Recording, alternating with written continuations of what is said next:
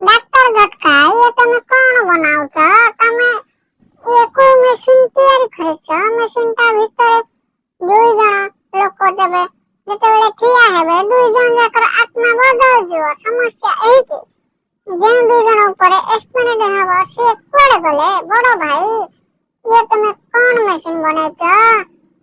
ହୁଡି ବାବା ଇଏ ତ ଚନ୍ଦ୍ରକୁ ଯିବା ପାଇଁ ମେସିନ ଟା।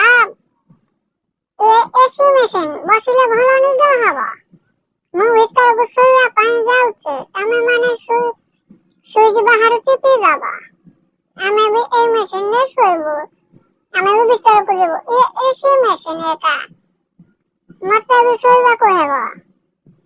ହୁଡି ବାବା ଆଗ ତମେ 2 ଜଣ ଶୋଇପଡ, ତାପରେ ମୁଁ ଶୋଇବି।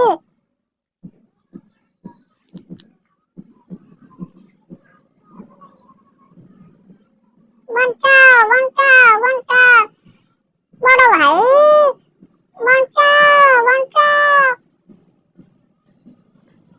ନିଦ ତ ଆସିଲାନି, ମୁଣ୍ଡ ବୁଲାଇ ହଉଛି। ବଡ ଭାଇ ଇଏ ତମେ କଣ କରିଦେଇଛ? ଆମକୁ ବତାଅ ଏ ମେସିନ ରେ କଣ ଥିଲା? ମୋ ଭାଇ ମେସିନ ରେ ତ ଠିକ କାମ କଲାନି, ସେଥିପାଇଁ ଗୋଲ ଗୋଲ ବୁଲୁଥିଲା। ତୁମେ ଘରକୁ ଯିବା ମୋଟୁ ସହିତ ପତଳୁ ବି ଆତ୍ମା ବି